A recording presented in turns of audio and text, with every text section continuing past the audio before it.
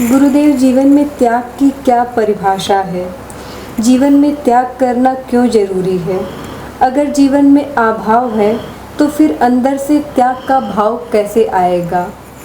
देखिए, त्याग जैसे क्षमा, दया, करुणा, वात्सल्य, प्रेम और स्नेह ये वीरों का आभूषण है। यानी कि एक आदमी बहुत बलशाली है, बहुत ताकतवर है, वो किसी को क्षमा दान देता है तो उसका महत्व है, उसकी वैल्यू है, उसकी कद्र है, उसका मूल्य है।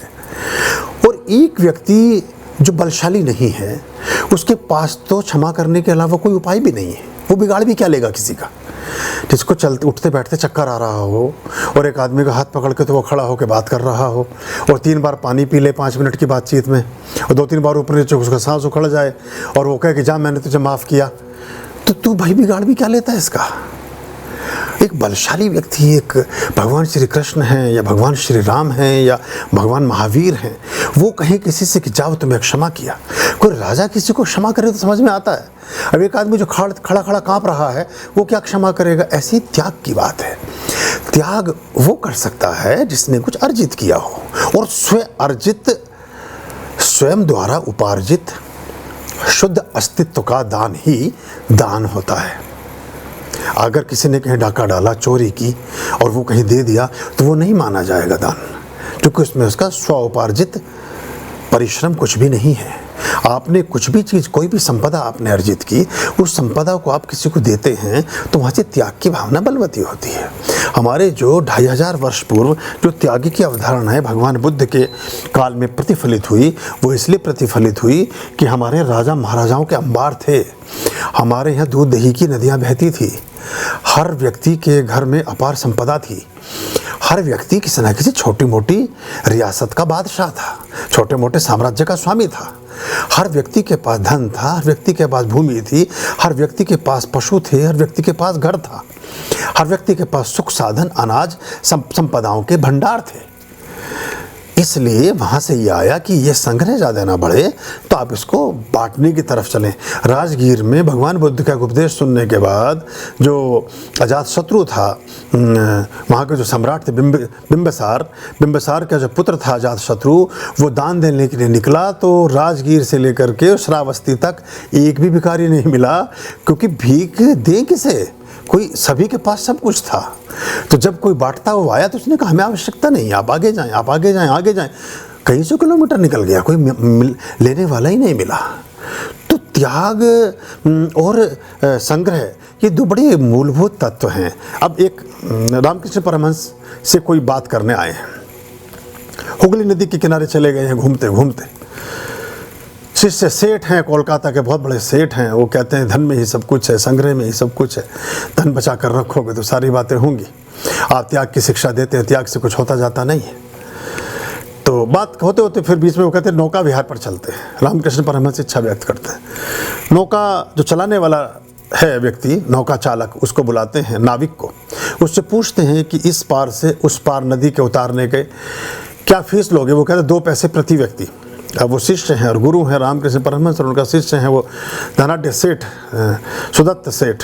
वो बैठते हैं नदी नाव में और नदी पार करते, तो सुदत्त उस तरफ जाकर के हंसता है। जैसे कि धनाढ्य लोगों की एक व्यवस्था होती है, वो अपने धन की व्यवस्था कोई बताते हैं कि सब ठीक है, वो हंसता है कि आप कहते हैं कि धन में कुछ रस नहीं है, धन से कोई बात नहीं है, लेकिन धन ना होता तो हम इस पार कैसे आ पाते?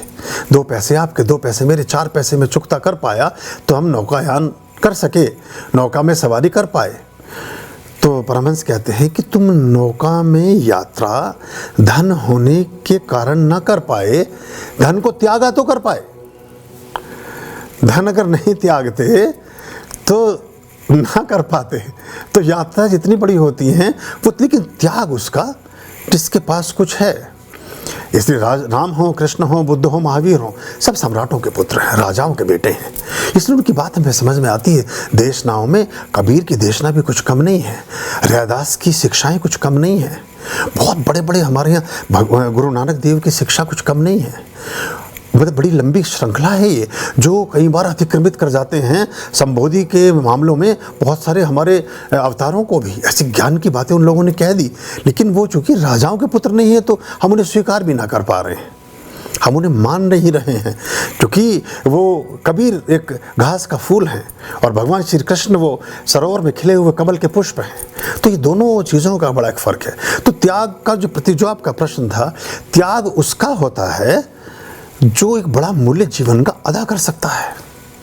अब एक आदमी लंगोटे में उसके 312 सुराख हैं और वो पानी में अगर उतरता है तो चारों तरफ से झरना बन करके बाहर निकलता है। वो जब गंगा जी में से बाहर निकलता है और गुस्से में आकर के लंगोटे को फेंक के मारा, बोले मैंने त्यागा। अरे तुम पे भैया था ही क्या। अब अगर बुद्ध छोड़कर चले तो उस समय ये पूरा का पूरा आर्यव्रत 2500 साल पहले अफगान से लेके बर्मा से लेके श्रीलंका और पाकिस्तान और ये और इंडोनेशिया सब भारत का हिस्सा। तो उन्होंने कहा मैंने त्यागा, राजपट तो त्यागा, समझ में आई बात, सोने के महल और सब कुछ त्यागे। अब वो 312 सुराखों वाली लंगोटी और वो ये अकेली, वो वैसी फटी, कुछ वैसी त्याग नहीं थी, उसमें कुछ था भी नहीं, वैसे चींटी और मकोड़ों से रक्षा करनी पड़ रही थी, ऊपर से उसे फेंक दी तो उस पर वो दिखा रहे हैं मैंने ये भी छोड़ा। तो ये बड़ी एक समस्या। तो हमें समझना पड़ेगा कि त्याग किसका है, जो उसको भोग सकता है और ना भोग करके त्यागता है तो त्याग है। अब एक आदमी कुछ है ही नहीं कि हम व्रती हैं, जाके किचन में देखा तो सारे वहाँ कोई डब्बे, ना कुछ राशन, ना कोई गैस, ना चूल्हा, ना आटा, ना कुछ, कि हम तो व्रती। भाई व्रती तो तुम तो महाव्रती हो, तुम तो सदाशय के साथ हो, तुम तो सालों साल व्रती रह सकते हो। जितने ये फ्लाईओवर के नीचे लेटे हुए लोग हैं महाव्रती हैं कि 8-8 दिन में एक बार बेचारों को भोजन मिलता है, उससे परमात्मा का कोई खास संबंध नहीं है, वरना सारे करोड़पति हो गए होते। तो जो भूखे मर के सोचते हैं कि परमात्मा पा लेंगे, ना पा सकेंगे। वो गणेश जी और कुबेर इस बात के द्योतक है, पहले दरवाजे में बैठे हैं और तोंद उनसे आगे, तो खा पी के आओ तो मैं अंदर भेजूँ। तो ये भी एक बात है, तो उसको हमें समझना पड़ेगा। त्याग उसका जो भोक्ता हो सकता था और त्याग दिया तो त्यागी है।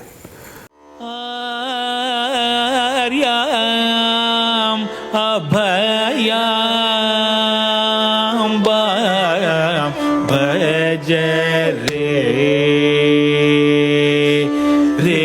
चित संततम